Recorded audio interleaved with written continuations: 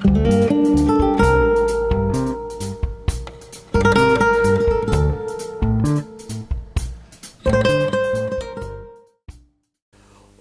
es un orgullo para nosotros contar con la presencia del doctor Roberto Gargarella, quien es abogado y sociólogo,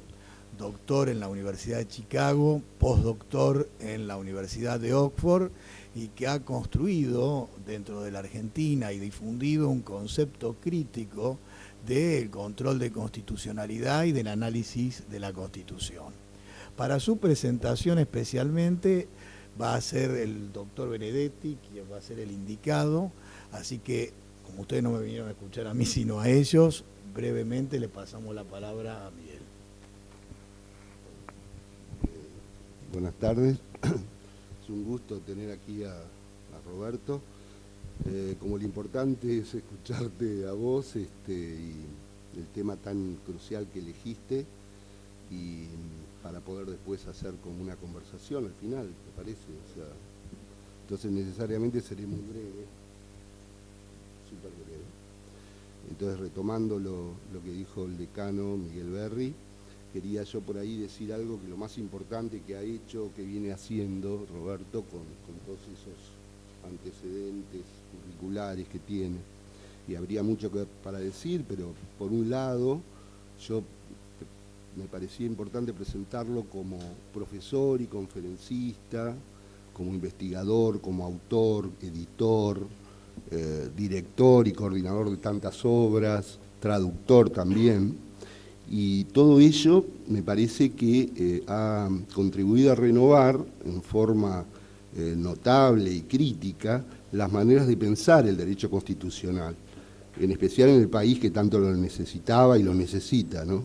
Conectando lo constitucional con una teoría robusta de la democracia y siguiendo los pasos que abrió, siguiendo y profundizando, ¿no? los pasos que abrió el admirable Carlos Nino, del cual Roberto fue discípulo y colaborador incluso en el Consejo de Consolidación y más luego en el Centro de Estudios Institucionales, ¿no? Entonces, para hacer un punteo no exhaustivo de las relecturas que permitió abrir los distintos trabajos de Roberto, aunque muchos aquí lo bien conocen, ¿no? Pero a mí me interesaría por lo menos recuperar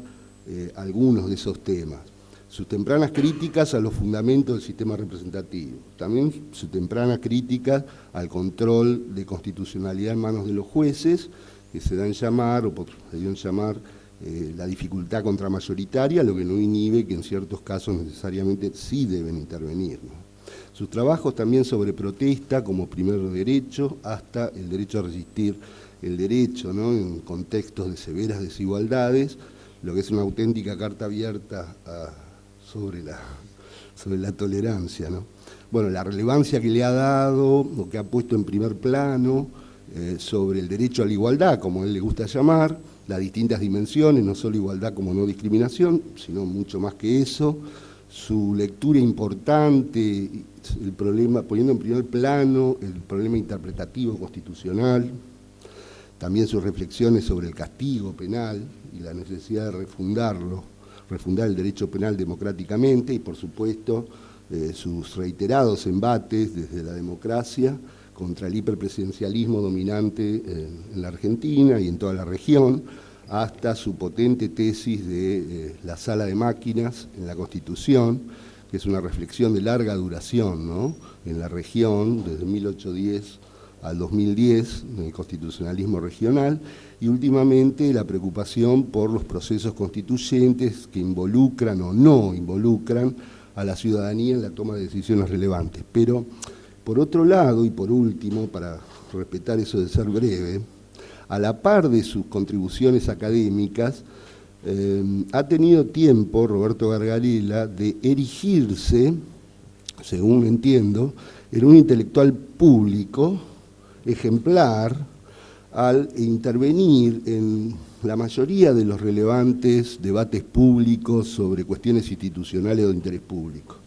Y para dar solo dos ejemplos, y ya ir terminando, yo señalaría, por ejemplo, la audiencia pública del 2017 como amicus curiae en la causa contra la educación religiosa en las escuelas primarias de la provincia de Salta. O en el 2018, con tantos intelectuales y activistas que se presentan en la Cámara de Diputados apoyando el proyecto de ley del aborto seguro, legal y gratuito. Por todo eso, por lo que dije al principio, por lo que digo ahora, y por varias cosas más que vos sabés, un reconocimiento pleno, un agradecimiento, y un agradecimiento también por estar aquí con nosotros. Tenés la palabra y te escuchamos atentamente. Bueno, muchísimas gracias también por las palabras, muy especialmente a Miguel Berri y a Miguel Benedetti, digamos, por la generosidad y la amistad. Para mí también es una alegría estar aquí. Las ventajas y desventajas digamos, de ser un académico de tiempo completo es que, digamos, presento lo que voy a presentar ahora, temas sobre los cuales estoy trabajando que tienen, digamos, de desventaja la provisionalidad, digamos, de lo que uno estaba pensando en el momento, que tiene en todo caso la gracia de que uno habla sobre cosas que le importan y que, digamos, uno encuentra que son relevantes públicamente. Entonces, digamos, lo que hoy presento es un tema que yo creo que es continuidad de muchos de los temas que mencionaba Miguel, que entiendo son muchos, pero yo los veo unidos bajo el mismo hilo. Digamos, he tratado efectivamente de avanzar una serie de reflexiones sobre cuestiones institucionales con una cierta preocupación por temas de democracia e igualdad, y yo creo que es un reflejo más. Entonces, eso, digamos, es una exploración inicial sobre un tema en el cual me siento cómodo, entusiasmado, pero también es un tema que recién ahora empiezo a presentar y mucho de lo que diga tiene, por un lado, la continuidad, digamos, con mucho de lo que he dicho, pero también la novedad que lo hace en un punto más frágil o más vulnerable, o sea que, en todo caso, sepan disculpar eso a cambio de, digamos, la novedad en un punto y digamos, lo que yo creo que es la relevancia pública de la cuestión. Yo nunca uso PowerPoint, así que, digamos, también sepan disculpar el uso si a alguien le molesta. Quería situar el problema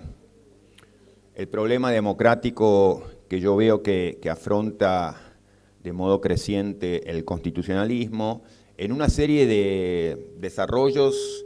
que ha tenido el constitucionalismo desde sus inicios, que ha estado siempre, yo creo, y eso forma parte de lo interesante para mí del constitucionalismo, que ha estado siempre en reacción frente a crisis, que eran crisis sociales estructurales, y yo allí marco 4 crisis que a mí me parecen relevantes, como toda clasificación tiene lo suyo de arbitrariedad, pero que me parece que señalan 4 de las marcas de identidad de lo que es el constitucionalismo actual. Yo señalaría que el primer constitucionalismo, el constitucionalismo original, el constitucionalismo fundacional, fue un constitucionalismo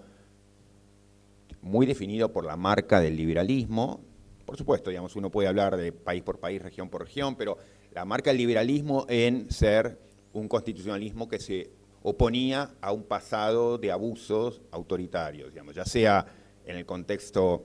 norteamericano, rompiendo con la colonia, digamos, el sistema colonial inglés, ya sea en el contexto latinoamericano,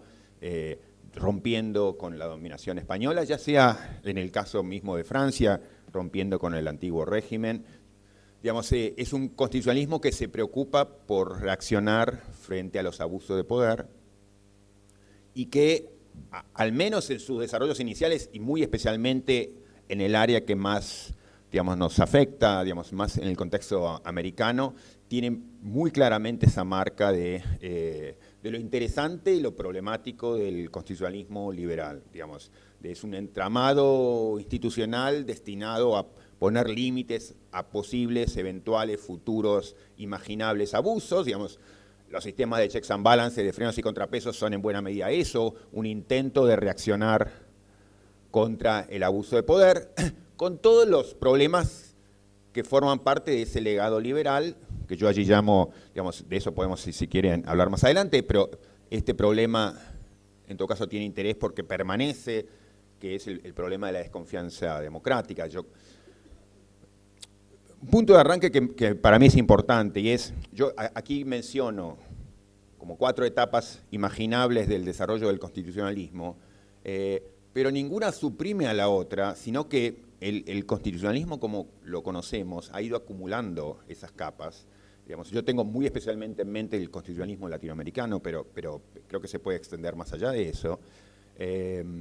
Y esa primera etapa fundacional, yo diría esencialmente liberal, no es una etapa que luego, digamos, queda superada y por tanto desplazada, anulada, sino que sigue marcando y sigue definiendo y sigue limitando lo que en cierto modo viene después. Claramente para el caso de América Latina, digamos, hay una etapa que se abre con la Revolución Mexicana y la Constitución de México de 1917, que se inaugura, digamos, esa etapa del constitucionalismo social, que es, digamos, si la primera gran etapa era, digamos, el constitucionalismo reaccionando frente al viejo abuso de poder que se atribuye al viejo orden, esta etapa es el constitucionalismo tratando de reaccionar y dar cuenta del problema de la cuestión social que había quedado desplazado. Digamos, si uno piensa en Alberdi o mismo, digamos, en buena parte de la dirigencia latinoamericana de la época, en Andrés Bello o José María Samper, digamos, el discurso era básicamente similar, de postergar la cuestión social como postergar la cuestión de la inclusión política en nombre de otro tipo de cuestiones que aquí se tratan de reparar, en esta segunda, yo diría, gran etapa del constitucionalismo, se trata de reparar, otra vez, yo creo que con todas las limitaciones que ha tenido el constitucionalismo para dar cuenta de los problemas que enfrenta. Advierte el problema, reconoce el problema, trata de hacer algo frente al problema, no siempre exitosamente y siempre, digamos, con las cuentas pendientes que quedan del pasado. Entonces, aquí otra vez el constitucionalismo hace algo importante en esto de llama la atención sobre la cuestión social, dice algo en términos constitucionales sobre cómo, digamos, hacer frente a la cuestión social, pero su acción al respecto también es limitado. Yo allí, digamos, es donde acuñaba la frase que citaba Miguel, digamos, de la sala de máquinas, esta idea de que es un problema que también creo que se entiende mejor cuando uno reconoce la primera etapa, esa etapa de la desconfianza democrática, digamos, que el nuevo constitucionalismo de los derechos sociales, bueno, digamos, trata de dar cuenta del problema de la cuestión social desatendida antes, por ejemplo, a través y esencialmente a través de listas de derechos robustas, importantes, relevantes, pero en donde el problema social queda básicamente capsulado en, digamos, la sección de la Declaración de Derechos. La sección relacionada con la organización del poder, eso que yo llamo la sala de máquinas, que básicamente la puerta queda cerrada, digamos, y el constitucionalismo sigue conviviendo con esa organización del poder establecida, definida en la primera etapa, que estaba muy marcada por esa idea de la desconfianza democrática. Entonces, digamos, hay aquí entonces una atención muy fuerte a la cuestión social, pero es una atención muy parcial la que hace el constitucionalismo frente a ese problema, relevante, pero tanto por lo que hace como por lo que no hace, ¿no? Entonces, tanto la acción del constitucionalismo frente a ese problema como lo que omite es importante. Una tercera etapa imaginable, digamos, insisto, posible, es esta del constitucionalismo tratando de salir al cruce del drama de los derechos humanos, de la violación de derechos humanos masiva, digamos, en la segunda mitad del siglo XX.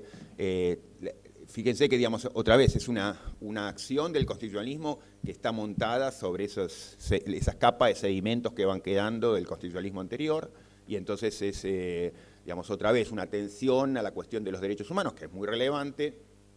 pero que, digamos, es tan notable por lo que hace, en el caso de Argentina y en varios países de América Latina, digamos, de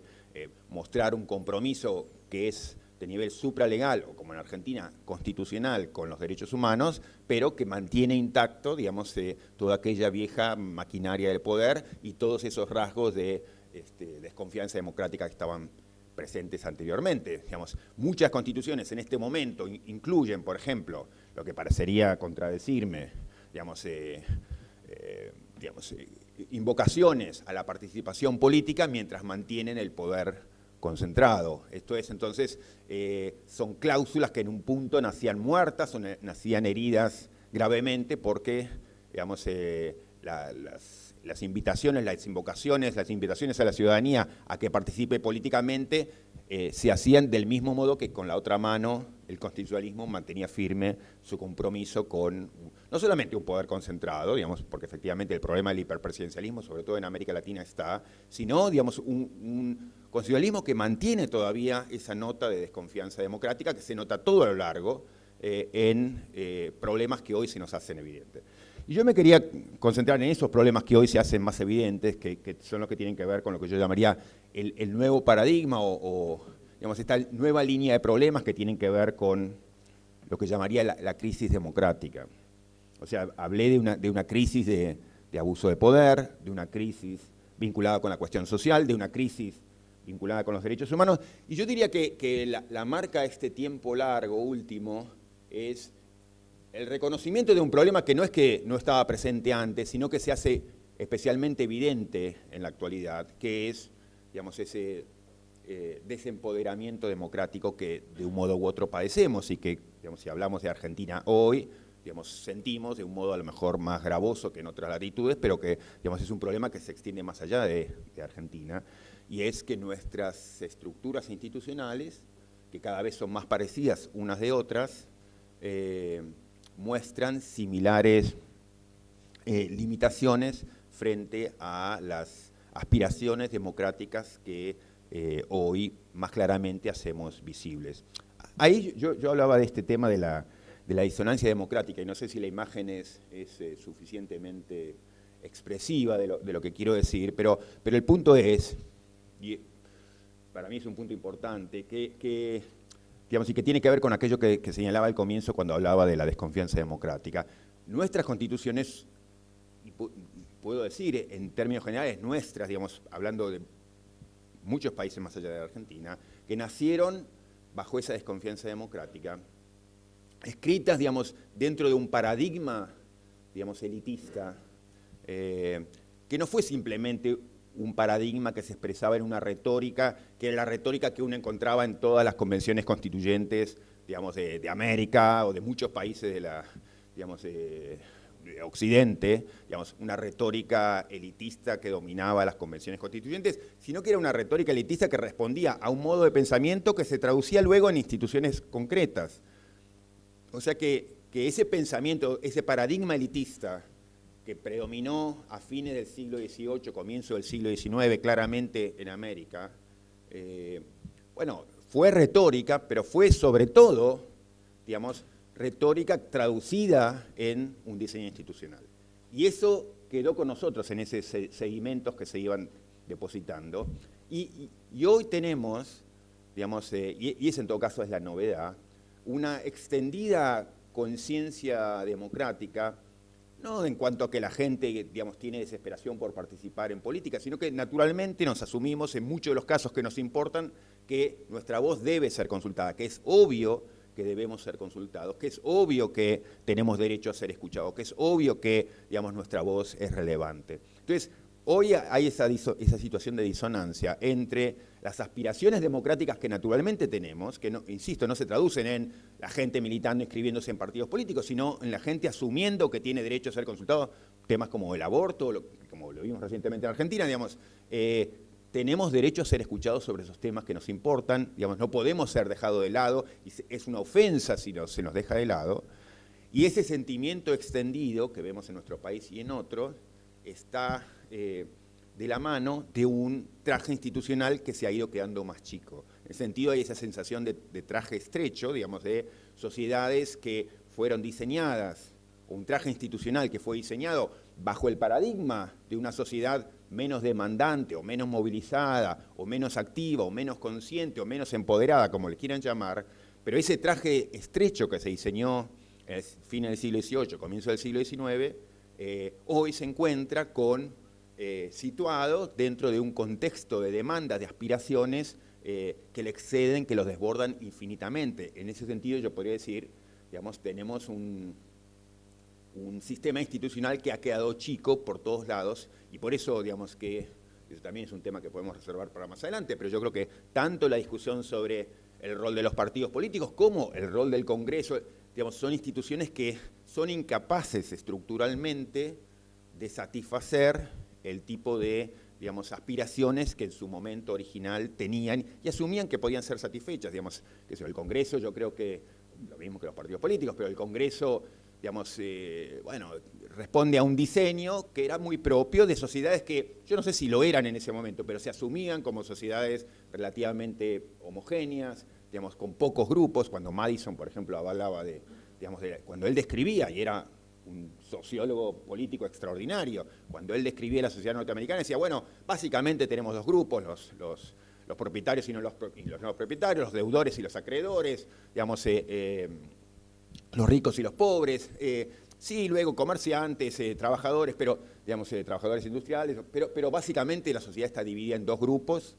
Esos grupos son internamente homogéneos, y entonces, bueno, con que alguno de esos representantes de esos grupos lleguen al Congreso, tenemos toda la sociedad representada. Con que algunos representantes de los endeudados, con algunos representantes de los acreedores estén representados en el Congreso, básicamente tenemos toda la sociedad. ¿Por qué? Porque, digamos, esos grupos son pocos y además son internamente homogéneos. Bueno, esa idea estalló por los aires en sociedades como las nuestras, que son esencialmente multiculturales, heterogéneas, y en donde cada grupo es al mismo tiempo miles de cosas, y donde cada persona es al mismo tiempo miles de cosas. Una persona no es solamente arquitecto, una persona es arquitecto, es gay, es vegetariano, es,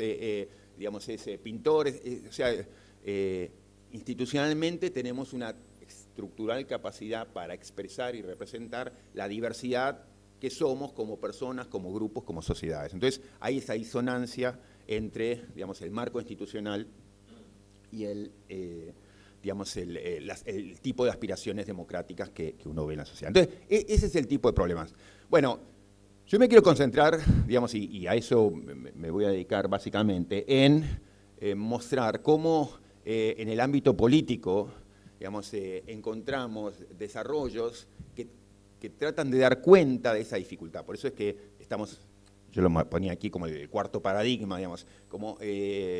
sociedades que tratan de dar cuenta de un problema que se les ha venido encima y que entienden que es un problema descomunal. Y quiero hablar sobre las promesas y sobre los límites, que creo que son, digamos, similares a las promesas y los límites que vemos de los desarrollos que se han dado también en el ámbito judicial. Digamos, a mí me ha interesado trabajar un poco sobre esa cuestión en su momento, y por eso decía que en lo que leía Miguel Benedetti era lo que yo estoy haciendo ahora, creo que es consistente con el tipo de preocupaciones que tenía, digamos, o que tengo, digamos, que tienen que ver con desarrollos y problemas que eran propios de la rama judicial y sobre los cuales me he dedicado mucho tiempo. Yo ahí cito, digamos, simplemente un pequeño hilado de autores cruciales en lo que fue el desarrollo de la crítica democrática al Poder Judicial. Digamos, para quienes se interesen en la cuestión, digamos, los 4 autores son hitos, digamos, en esa discusión, pero el punto es que de a poco en el ámbito judicial, como diré, en el ámbito político, se ha ido desarrollando esa crítica democrática y ha habido lentamente respuestas que han ido apareciendo, en parte acompañando las intuiciones que eran, o las ideas, los argumentos que eran propios de esa, digamos, doctrina de crítica a la dificultad contramayoritaria, y mostrando que en la práctica se podían llevar adelante, se podían, digamos, plasmar desarrollos interesantes, capaces de responder a esas preocupaciones democráticas. Entonces, yo creo que eso forma parte de la buena noticia, digamos, que tiene su lado opaco, pero la buena noticia es que hay, digamos, que hay un reconocimiento de los problemas que afectan a los distintos poderes. Aquí hablo primero de la rama judicial. Hay un reconocimiento que el tipo de problemas que afecta o que es importante atender son de naturaleza democrática, y vemos desarrollos en la práctica que son sensibles a esas preocupaciones, y vemos la potencia de ese tipo de desarrollos, más allá de que, digamos, yo creo que en ambos casos los desarrollos muestran límites soberanos, límites muy profundos. Pero simplemente para, digamos, señalar sobre el Poder Judicial este tipo de desarrollos y y concentrarme en la cuestión, digamos, en las ramas políticas, pero en los últimos 20, 30 años ha habido una línea de desarrollo teórico acompañado por desarrollos en la práctica judicial que son muy interesantes, mostrando sensibilidad a esa preocupación democrática. Lo que muchos llamamos, o lo que se ha dado en llamar el constitucionalismo dialógico, son en buena medida formas de reaccionar a ese problema democrático. Lo que hemos visto, digamos, al menos en la doctrina y acompañando a la práctica, desde, digamos, la Carta de Derechos en Canadá y el desarrollo de lo que se llamó la cláusula del notwithstanding, la cláusula del no obstante, digamos, que fue la primera vez en que se habilita institucionalmente un modo de darle voz al Congreso cuando recibe una decisión judicial en contra, digamos, esa cláusula del no obstante. No obstante lo que haya dicho la justicia, vamos a insistir sobre lo que habíamos pensado. Bueno, ese tipo de desarrollos que aparecen en Canadá en comienzo de los 80, digamos, fueron espectaculares dentro de la doctrina, tuvieron un impacto extraordinario en el desarrollo teórico porque mostraron es posible hacer algo institucionalmente que dé cuenta del problema de que el Poder Judicial en una sociedad democrática conserve la última palabra. Hay algo que se puede hacer institucionalmente para dar cuenta de ese problema y es algo que es posible, que es interesante, bueno, que es posible, que es interesante, que es potente, que es prometedor. Desde allí, digamos, en parte acompañando ese desarrollo canadiense y en parte a resultas del mismo tipo de preocupaciones sobre, bueno, ¿qué hacemos con un Poder Judicial que está siendo sometido, digamos, a este disparo de todos lados por la dificultad que tiene en términos de, digamos, de su legitimidad democrática? Bueno, lo que se ha ido viendo, y ahí yo simplemente cito algunos casos, digamos, es que se fueron abriendo aquí y allá posibilidades de reacción de los jueces, de modalidades de acción de los jueces, de formas de autorrestricción judicial y formas de intervención judicial que mostraban que, a pesar de que no estaban consagradas institucionalmente, había mucho campo por el cual avanzar, digamos, de modos consistentes con las preocupaciones y las críticas democráticas que se hacían. Ejemplo, digamos, lo que llamo ahí el meaningful engagement en Sudáfrica, digamos, una corte que ha sido además la corte sudafricana especialmente lúcida, creativa, original, digamos, que atiende casos socialmente incendiarios como el de la ocupación ilegal de tierras, diciendo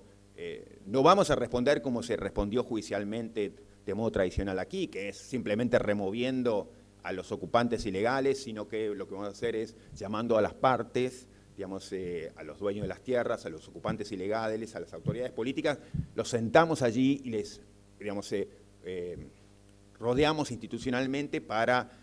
forzarlos a que discutan entre ellos una solución política a la cuestión. Bueno, digo, uno puede estar más de acuerdo o menos de acuerdo con ese tipo de soluciones, insisto, es una corte especialmente que ha ganado especial atractivo internacionalmente, pero es un modo de transitar una dificultad que es consistente con el tipo de preocupaciones teóricas que había sobre el Poder Judicial. El Poder Judicial no dice cómo se tienen que asignar los recursos para hacer el plan de viviendas, no le impone a la política cuál es la solución de lo que tiene que hacer, y no se desentiende, no se lava las manos del problema como había sido la práctica habitual. Entonces, había modos de intervenir en cuestiones socialmente urgentes, digamos, que eran plausibles desde el punto de vista de las preocupaciones democráticas que había en ese momento. En Argentina mismo, digamos, los tibios desarrollos en términos de audiencias públicas que Jimena Sáenz, Miguel Benedetti, digamos, han trabajado muy bien o han explorado muy bien, bueno, también forman parte en el nivel, digamos, de la precariedad argentina y de las dificultades argentinas, bueno, también hubo desarrollos que ganaron atención internacional, que mostraban que una corte, digamos, podía intervenir en un caso un tipo de casos frente al cual la respuesta habitual era, bueno, lavarse las manos porque yo no puedo intervenir aquí, porque no tengo la legitimidad para intervenir, porque no tengo la capacidad para determinar la solución política al problema de la contaminación del riachuelo, porque no tengo la disponibilidad del presupuesto. Entonces, la respuesta habitual era la no intervención, era el correrse atrás de los tribunales, y este otro tipo de respuesta que pudieron dar los tribunales, que mostraba que la respuesta iba a ser política, que la respuesta judicial no era la de la omisión, que el Poder Judicial podía, hacer una contribución que fuera dialógica, en el sentido de, no simplemente por colgarse el título del diálogo, sino porque había espacio para llevar adelante ese tipo de encuentros entre las partes. Entonces, era muy satisfactoria en términos de las preocupaciones que habría. Cito simplemente para no avanzar, porque podríamos ir al infinito al respecto, en el sentido que ha habido muchos desarrollos muy interesantes en distintos lugares del mundo, Ahí simplemente cito un par de libros o un par de textos importantes de esos desarrollos, que no son textos marginales, el de Tashnet o el de Waldron, porque son dos autores que habían sido, en buena medida la vanguardia de la crítica, al Poder Judicial en nombre de la dificultad mayoritaria, en nombre de la dificultad democrática, y que frente a este tipo de desarrollos dicen, bueno, esto sí es más interesante, esto sí puede ser, este tipo de modalidad de intervención en este tipo de casos, de este tipo de modo, puede ser justificable en términos democráticos. Entonces, autores que habían estado a la vanguardia de la crítica democrática podían decir, estos desarrollos son otra cosa. Digo, para ir retomando un poco los hilos, la idea es,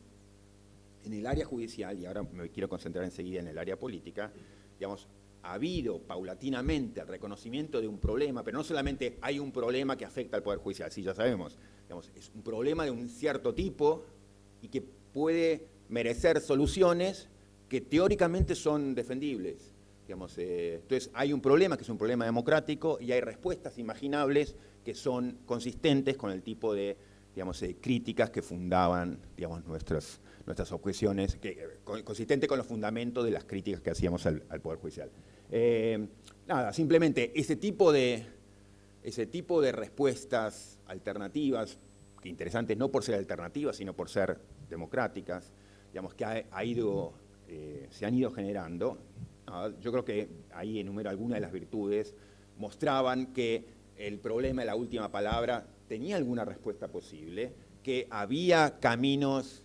que mostraban que el Poder Judicial podía tener un modo de intervención que trascendía la forma binaria habitual de la intervención, que era válido, inválido, declaro constitucional o declaro inconstitucional. Era posible para el Poder Judicial tomar un camino que reconciliara las preocupaciones por los ideales de constitucionalismo y democracia que aparecían habitualmente enfrentados. Había un modo de intervención judicial que no era ni implicaba suscribir el camino del activismo, porque el juez tiene que ser progresista y activista, ni el camino de la autorrestricción, porque el juez, no puede molestar a la política. No, había caminos que no eran ni una cosa ni la otra, y podía determinarse cuándo y de qué modo, el Poder Judicial podía intervenir sin casarse con ninguna de esas alternativas binarias, que otra vez aparecían como limitativas, indebidamente limitativas. Entonces era un camino o son caminos imaginables, interesantes, porque veíamos ahora que eran posibles en la práctica y que al mismo tiempo, son teóricamente justificables.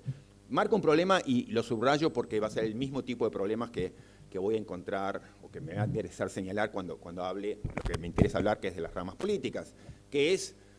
todo ese tipo de soluciones interesantes, prometedoras, han mostrado,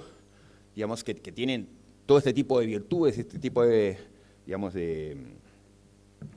posibilidades interesantes que abren, pero que siguen siendo todavía muy dependientes de la voluntad discrecional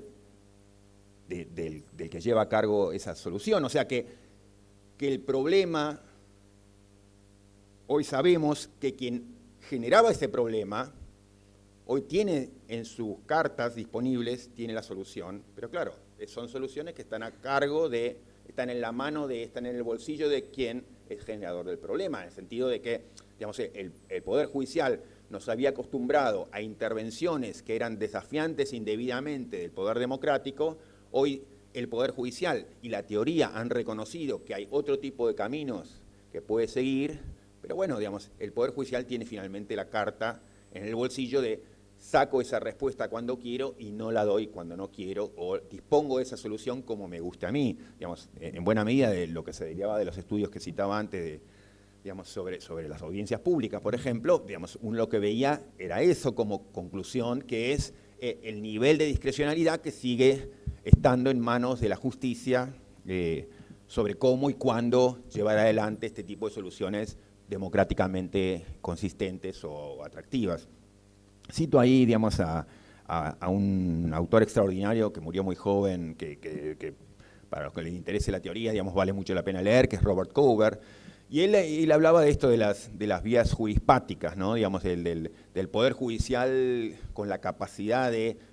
digamos, como de matar soluciones, interpretaciones, lecturas alternativas. Y yo creo que, digamos, en buena medida quería recuperar ese legado porque creo que, digamos, parte del problema, que yo creo que está tan presente en la justicia como en la política, tiene que ver con con que los viejos actores tienen todavía en sus manos la capacidad de matar las soluciones o los caminos alternativos que tienen disponibles y que son tan prometedores. Pero bueno,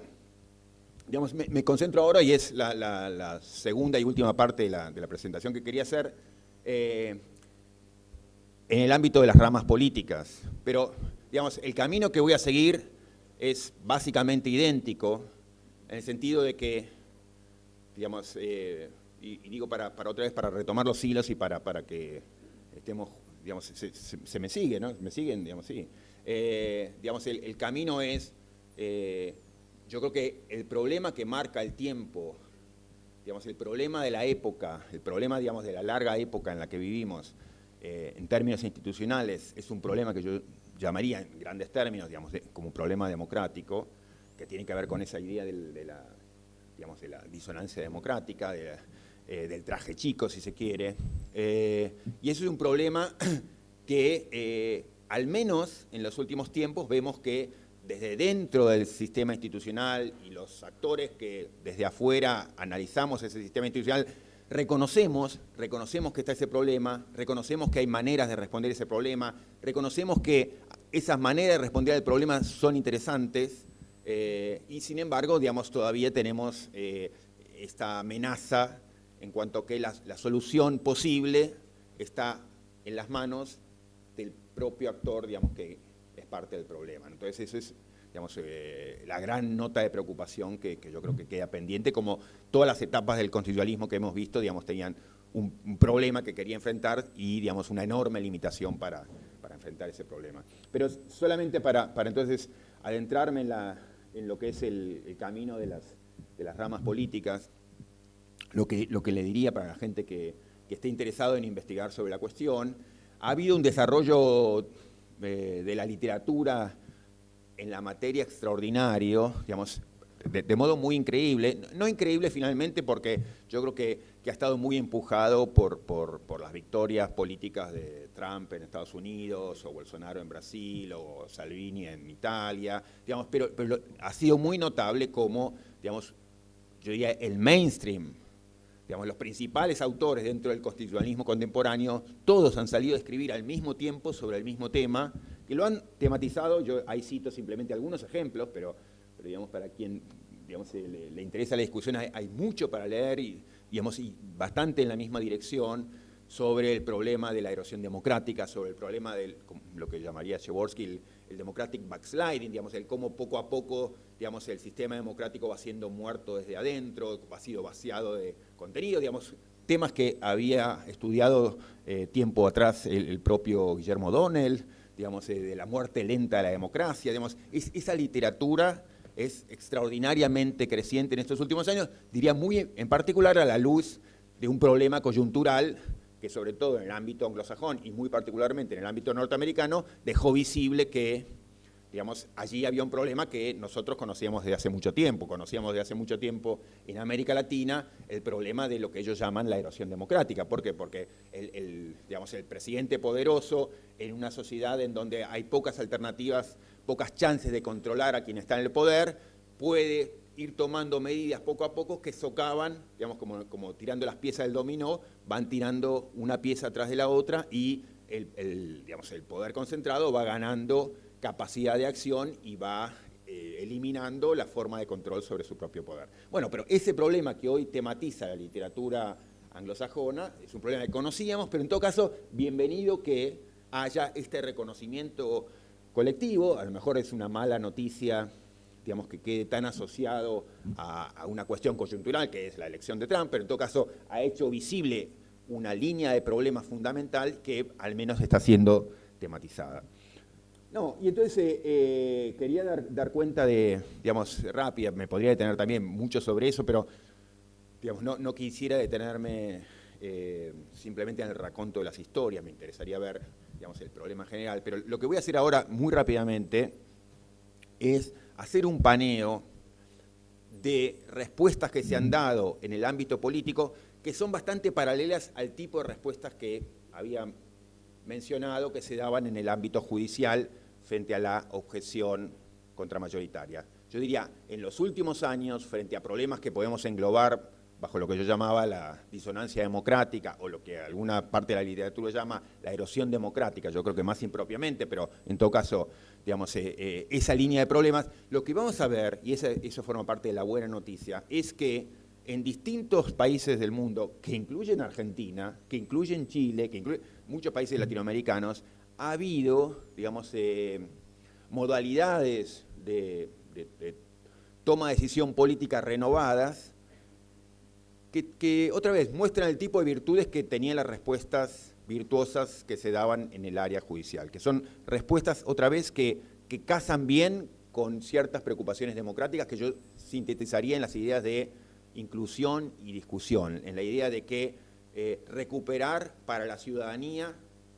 digamos, un poder de discusión y deliberación y de decisión, digamos, la posibilidad de que colectivamente decidamos sobre lo que nos importa, ¿no? Otra vez, digamos, hay muchos casos, son todavía experiencias aisladas, pero que se dan en todos lados y que muestran eso, son formas de responder muy renovadas, muy interesantes, muy sensibles a esas demandas democráticas de inclusión y de liberación, y en ese sentido yo diría completamente irreprochables. Otra cosa, y esa es la pregunta de fondo que uno mantiene, son esas soluciones, digamos así, ¿es esperable que se estabilicen? Yo diría que no, pero en todo caso, digamos, hay algo importante en esa línea de respuestas. Un primer caso, digamos, insisto, digamos, voy a mencionar como casi una decena de casos, pero digamos, no me quiero detener en cada uno de esas experiencias son riquísimas. Digamos, un primer caso interesante fue el que se dio en Australia en 1998, en una discusión que hubo sobre si Australia debía pasar a ser un sistema republicano. Y la gran novedad que aportó Australia en ese momento es que se pensó para reflexionar sobre la cuestión en una asamblea donde la mitad de los participantes eran ciudadanos comunes, digamos, ¿no? Entonces había mitad de políticos profesionales, mitad de ciudadanos de común y, bueno, digamos, en este caso, como en varios de los que vamos a ver, y no por casualidad, y esa nota en todo caso vale la pena recuperarla o dejarla subrayada o, digamos, o anotado, va a terminar, digamos, yo diría, en un sentido desafortunadamente, pero que el desarrollo todos reconocieron que allí hubo algo importante. La intervención ciudadana fue interesante, digamos, la interacción entre ciudadanos y políticos no hubo problemas, el tipo de reflexiones que hubo fueron reflexiones sensatas en todos los términos, que para mí lo que van dejando anotado, y después voy a hacer una recopilación de esas notas, es cómo es relevante el procedimiento que diseñamos para obtener decisiones, digamos, respetuosas de la diversidad de puntos de vista que existen. Entonces, en Australia se hizo un primer experimento que fue muy llamativo, que era eso de, se puede discutir sobre cuestiones públicas muy relevantes, digamos, a través de un procedimiento en donde la ciudadanía interviene directamente, organizada en un procedimiento, digamos, que bueno, en este caso se ajustaba más a la lógica del parlamento tradicional, pero digamos que eso se puede hacer, es interesante, es prometedor, etc. Hay dos experiencias ahora se está por hacer una nueva, digamos, en Canadá, una en la Columbia Británica, otra en Ontario, una en 2005 y otra en 2006. También, digamos, muy notables ambas experiencias, porque en ambos casos, y también esta es una nota interesante, digamos, ambos casos se dispararon luego de procesos de crisis política, o sea que también esa, un poco la predicción que alguna vez había hecho, o digamos, el descubrimiento que había hecho Elster de la vinculación entre crisis política y reforma legal. O sea, como que los procedimientos de reforma y sobre todo de reforma constitucional suceden a situaciones no de estabilidad sino de crisis política. Pero bueno, en ambos casos, en Columbia Británica y en Ontario, se dio un paso más allá, conscientemente más allá de lo que había ocurrido en Australia, porque se hizo una convocatoria a asambleas en donde la participación era directamente y exclusivamente de ciudadanos, y ciudadanos elegidos al azar. En todos los casos, digamos, la elección de ciudadanos al azar también respondía a ciertos cuidados especiales sobre cómo asegurar, digamos, más allá del azar, cierta paridad de género y cierta, digamos, diversidad regional, pero, digamos, controlado de ciertos modos, en ambos casos se hizo, y fue posible, y eso no generó ningún problema, digamos, hacer una selección de ciudadanos azarosa que, y esta es la otra nota extraordinaria, en ambos casos iban a discutir sobre un problema particular que era el rediseño del sistema electoral. Tema interesantísimo por al menos 2 puntos. Primero, digamos, es el reconocimiento de que los propios actores involucrados, en este caso los propios partidos políticos o los propios diputados o los propios representantes electos, eran los últimos interesados en que le cambiaran el sistema electoral, o sea que si era por ello se quedaban sentados en las reglas digamos, existentes y no hubieran cambiado absolutamente nada nunca. Entonces, reconociendo eso de que el propio interesado, el incumbent, digamos, no va a cambiar la regla, se buscó sacar de allí cierto tipo de decisión. Entonces, primera nota por ese tipo de temas, digamos, el reconocimiento de que, digamos, puede ser una gran solución para muchos problemas sacarle la solución a la clase política beneficiada o perjudicada por el cambio. Pero la segunda nota extraordinaria, y sobre esto también, digamos, después quiero retomar la idea, es que ciudadanos del común, esto es, en ambos casos, el carnicero, el panadero, el plomero, el gasista, pasaron a deliberar en la asamblea, digamos, ciudadana, y en ambos casos, digamos, si hubo una nota común a la evaluación de esos casos, es que lo que resultó de esos procesos de discusión ciudadana implicó, digamos, un proyecto de reforma del sistema electoral extraordinario. O sea, irreprochable técnicamente. Esto es, trataron uno de los problemas de la ciencia política contemporánea técnicamente más cargados y más difíciles, y al poco tiempo, digamos, en ambos casos, digamos, bueno, la asamblea en la Columbia Británica se hizo en unas 18 semanas, digamos, se reunían los fines de semana, pero, digamos, en un proceso controlado en el sentido de escuchando diversas partes, escuchando expertos, volviendo a discutir, etcétera. Al final del proceso, en ambos casos, lo que se vio es ciudadanos del común, el zapatero, el gasista, etcétera, que se habían convertido en expertos en sistemas electorales. Esto es, conocimientos en principio técnicos complejísimos podían ser, digamos, reflexionados, discutidos, decididos por ciudadanos del común con resultados espectaculares en el sentido de irreprochables desde todo punto de vista. Lo mismo entonces es el mismo tipo de notas en Ontario. El Foro Ciudadano Holandés fue menos feliz en el sentido de que, digamos, bueno, era parcialmente diferente de los anteriores porque, digamos, tenía una dimensión más nacional que local, porque las recomendaciones no terminaban, como en los 2 casos anteriores, con un referéndum, digamos, y esa nota también es interesante, no la destaqué antes, pero es interesante, que no es un modo de incentivar la participación popular que es, bueno, los convocamos a que mañana decidan sobre el sistema electoral. Una ridiculez, sino es, luego de un proceso, digamos, de discusión y de información y de cambio de opiniones y de consulta, digamos, que puede durar algunas semanas, algunos meses, digamos, luego hacemos vemos un proyecto y lo ponemos en todo caso a revisión general. Pero, digamos, entonces no es, digamos, reconocimiento de que no es que incentivamos adecuadamente la participación política desde una concepción democrática como la que aquí está presente,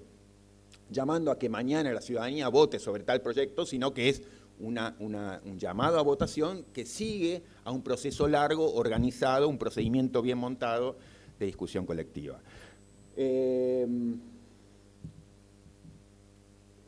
El caso tal vez más notable o el más conocido, también el más excepcional, también por ser el más exótico, fue el de Islandia, digamos que también tremenda crisis política en el 2009, digamos, de cacerolazos, digamos, de gente protestando contra los bancos, de un sistema económico político en crisis, y que se desata en una serie de movimientos activados por la propia ciudadanía de reforma constitucional, digamos, primero un grupo de activistas que hace una asamblea, digamos, diciendo, bueno, digamos, en parte similar a lo que se trató de hacer aquí en Argentina en el 2001, digamos, que fracasó, digamos, posiblemente prosperó en Islandia por las peculiares condiciones, pero digamos, de menor número, etcétera, pero la idea fue también surgida de un grupo de ciudadanos, hacer una asamblea constituyente. Entonces digamos, esa asamblea se hizo, pero una asamblea en un punto simbólica, digamos, porque era dedicar un día a la discusión sobre los valores que debían ordenar una posible, futura, inmediata, digamos, reforma constitucional, pero el gobierno retoma esa iniciativa, digamos, convoca a una asamblea que va a dedicarse a especificar los valores que se habían definido en la primera, y luego de especificados esos temas se convoca una tercera asamblea, esta ya más definitiva, ya más estable en el tiempo, que es lo que genera lo que se llamó este proceso del crowdsourcing, digamos, que es la primera vez en la historia del constitucionalismo que es se genera un proceso de discusión constitucional en donde cualquier ciudadano, digamos, se habían registrado previamente, pero cualquiera estaba habilitado para enviar notas a la Asamblea Constituyente, que también era exclusivamente de ciudadanos, y que, digamos, eran procesadas esas iniciativas. Entonces hubo cientos o decenas de miles de iniciativas, digamos, que trata la Asamblea. Bueno, el de Islandia también es ese ejemplo notable, porque como en algunos de los casos anteriores, digamos, ese proceso que todo el mundo en Islandia y fuera de Islandia reconoció como muy notable, terminó siendo aniquilado por la vieja guardia política, que es el viejo Parlamento. Cuando la situación de crisis política radical se extingue, digamos, termina ahogando la iniciativa de reforma constitucional que había recibido, digamos, adhesiones de todos lados, internas y externas. Pero entonces, todas esas notas, digamos, son interesantes al mismo tiempo. El que ciudadanos del común hayan podido discutir sobre cuestiones públicas de primerísima relevancia, que las asambleas organizadas procedimentalmente de un cierto modo pueden ser perfectamente exitosas en términos de la creación técnica, y el mismo hecho trágico, digamos, de que la vieja guardia política pueda todavía recuperarse y eliminar, digamos, un poco en la línea que habíamos visto de Cover, digamos, de matar, digamos, la alternativa interesante que había nacido frente a ella. Y cito 2 o 3 ejemplos más, digamos, en Irlanda hubo 2 asambleas, una que termina con la aprobación en un referéndum del matrimonio igualitario, y la otra que conocemos mejor, a lo mejor, que es en 2016, que termina con la aprobación del referéndum, en referéndums sobre el aborto. Muy notable por muchas cosas, digamos, en Irlanda, como luego podría pasar en Argentina. Otra vez, temas de derechos que son habitualmente reconocidos, por ejemplo, por la doctrina constitucional, como temas que deben ser ajenos a la ciudadanía, ¿no? La idea ferrayoliana, o digamos de tantos, bueno, las cuestiones de derechos son cuestiones que forman parte de la esfera de lo que la ciudadanía no decide, la esfera de lo indecidible, la esfera de lo que queda solamente sujeto al Poder Judicial. Bueno, aquí, digamos, la idea es que cualquier ciudadano está en condiciones de intervenir y discutir sobre este tema que nos importa a todos. En todo caso, de las 2 asambleas que se hicieron en Irlanda, digamos, para no extenderme innecesariamente, pero sí lo que destacaría es que, digamos, cada una de estas experiencias que cuento fue en buena medida en diálogo con las anteriores. Y entonces, si la primera, la australiana, había sido de mitad ciudadanos, mitad políticos, luego se buscó asambleas ciudadanas, asambleas de ciudadanos escogidos por azar, luego, digamos, el proceso de crowdsourcing que se hace en Islandia, con todos los problemas que también tiene el modelo islandés, y en Irlanda, digamos, se vuelve una asamblea que mezcla, o sea, que le vuelve a dar un lugar más relevante con la consulta de expertos, pero otra vez, digamos, es la consulta de expertos inserta dentro de un proceso, digamos, que es básicamente que queda en manos de ciudadanos y políticos. Entonces, ese aprendizaje a partir de experiencias anteriores y el tipo de temas que tocan en Irlanda son especialmente notables. Cierro, digamos, con dos ejemplos y luego termino recopilando un poco lo que yo creo que se puede aprender de esas experiencias. En Chile, en 2015, para poner una fecha, digamos, hubo esta experiencia muy notable y también muy limitante de asambleas constitucionales. Había habido una serie de protestas estudiantiles, la protesta, lo que llamaban los pingüinos, en Chile en el 2011, digamos, que generó una crisis, digamos, o que en Chile, digamos, en el 2011 se hace notable este problema de que estoy hablando de lo que llamo la crisis democrática, digamos, la idea de la ciudadanía con una aspiración a participar y decidir sobre cantidad de temas de la cual estaba siendo excluida y temas sobre los cuales se sentía maltratada. Entonces, eso genera, digamos, un cisma, como luego podría pasar en Brasil también. En el 2013 hay un proceso eleccionario en donde al run de demandas pidiendo reforma constitucional, digamos, se hace la iniciativa de lo que se llamó Marcá tu voto, digamos, mucha gente, hubo un 10% del padrón que terminó yendo a votar pidiendo por una asamblea constituyente. Bachelet, cuando es elegida, al año de que es elegida, presenta un proyecto, digamos, de asamblea constitucional, que otra vez, digamos, tiene dos partes, una en particular muy interesante. Digamos, nosotros no hemos tomado demasiada nota en Argentina de lo que pasó en Chile, pero hubo 200.000 personas al menos que participaron en esas asambleas ciudadanas. Otra vez, digamos, de un modo, yo diría, muy trágico y de un modo muy dramático, muy a la vieja usanza de la vieja política chilena, el proceso termina ahogado también por el Parlamento, enmarañado en una serie de limitaciones que venían desde la Constitución de 1980, pero otra vez, digamos, la esperanza, la promesa y el modo en que la vieja política termina, digamos, ahogando esas iniciativas. Y citaba en el último caso la discusión de lo que fue el aborto en Argentina, porque, digamos, uno presenta ejemplos de Islandia, de Australia, y siempre queda vulnerable a, digamos, ¿qué tenemos que ver nosotros con Islandia? Islandia es un país muy chico, Australia es un país muy exótico, digamos, entonces Irlanda está muy lejos, digamos, nosotros no tenemos nada que ver con ellos. Entonces, no, digamos, son el mismo tipo de procesos, el mismo tipo de quejas, el mismo tipo de iniciativas, el mismo tipo de potencia, uno lo puede ver en casos como el de Argentina del aborto, digamos, que creo que muestra eso que estaba señalando en el caso irlandés, que es temas que la doctrina habitualmente ha reservado para especialistas y ha dejado o ha pedido dejar en manos del control último y único de los jueces, digamos, podían ser discutidos en la calle por un estudiante secundario y decir cosas súper interesantes y todos podemos aprender de eso y podemos cambiar de opinión y podemos confrontar iniciativas que luego, digamos, yo creo que en Argentina, como en otros casos, terminan siendo, digamos, absorbidas por la vieja práctica. Un primer balance y termino con eso. Digamos, primero que, digamos, lo que yo diría para las ramas políticas, para el ámbito de lo político, tanto como podría decir para el ámbito judicial, digamos, es el reconocimiento de la situación de crisis,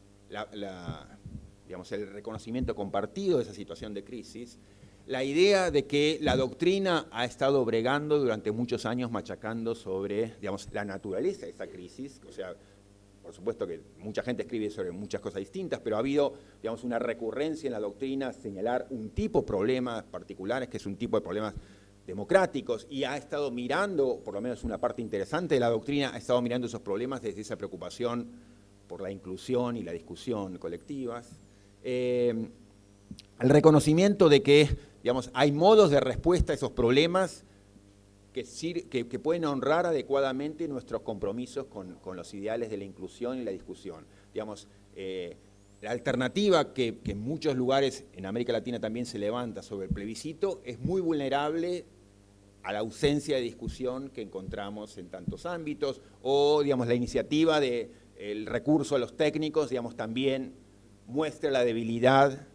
digamos, de esas alternativas frente a la potencia que tienen estos experimentos. Las asambleas, como digo ahí, no se llevaron a cabo exclusivamente en países, digamos, ni marginales, ni exóticos, ni homogéneos, digamos, sino que, digamos, son experiencias que encontramos también en países como el nuestro.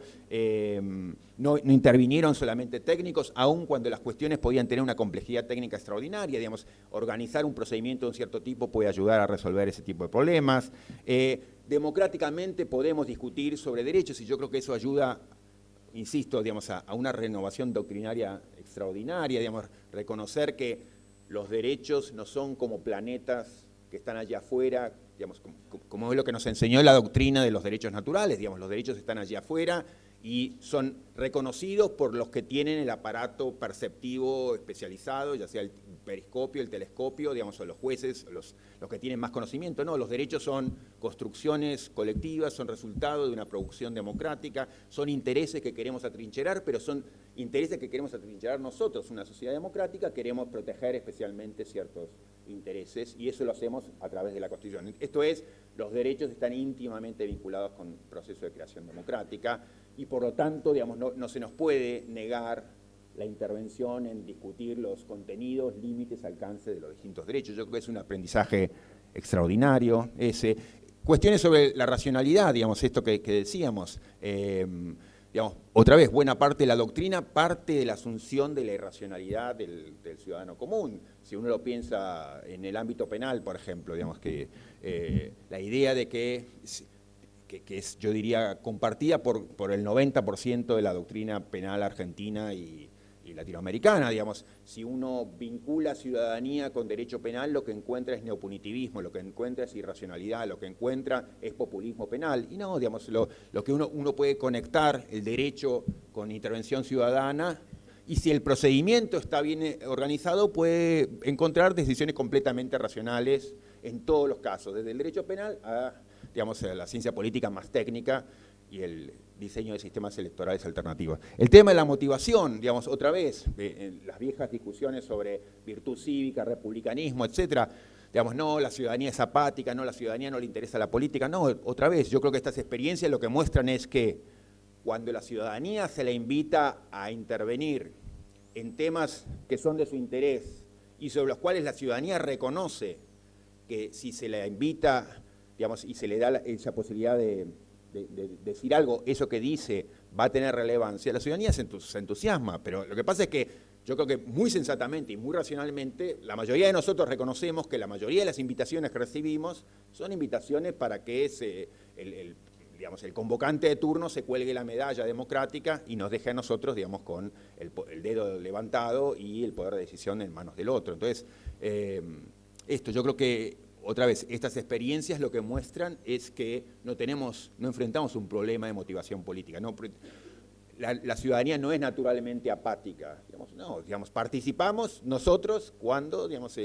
los asuntos nos interesan y reconocemos que esa invitación que se nos hace es una invitación genuina. Cuando vemos que la invitación, que es lo que pasó yo diría en el 2001, cuando vemos que la invitación que se nos hace es una invitación que nos deja finalmente afuera, bueno, nos desenganchamos inmediatamente y volvemos a refugiarnos en la casa. No porque seamos apáticos, sino porque, digamos, no somos héroes. El último tema, entonces, es, yo creo que lo que uno puede reconocer en el ámbito político como en el ámbito judicial es, ha pasado algo muy importante, el reconocimiento de la naturaleza de la crisis. Ha pasado algo muy importante, que es, vemos la posibilidad de desarrollos institucionales interesantes, pero el problema, yo diría, se mantiene en este ámbito como en el ámbito judicial, y es que, digamos, y es lo que ha terminado hiriendo de muerte a muchas de estas experiencias, que lo que yo llamo ahí el problema del pasado limitando al presente, el problema, digamos, de lo que finalmente también, digamos, en términos de Covert tenía que ver con el viejo poder, digamos, con la capacidad de eliminar, de usar la violencia para eliminar las soluciones que le incomodan. Entonces, digamos, esa sería como mi nota de cierre. Yo creo que frente a la crisis democrática que vivimos todo a lo largo del sistema institucional, digamos, no estamos en la situación de la tragedia, de que solamente sabemos que existe un problema, sabemos también que existen soluciones institucionales que están a la vuelta de la esquina, que son posibles, digamos, aun cuando, digamos, la práctica nos muestra todavía que el poder establecido, el poder político establecido, el poder institucional establecido, el poder constitucional establecido, tiene una capacidad, muestra una capacidad de resistencia extraordinaria, digamos, que pone en riesgo, es una amenaza obvia, digamos, a todas estas iniciativas. Pero bueno, digamos, yo creo que tanto eso, en el reconocimiento del problema como en el reconocimiento de alternativas, yo creo que la discusión ha ganado mucho y eso creo que son buenas notas para poder seguir pensando sobre democracia y constitucionalismo. Bueno, gracias.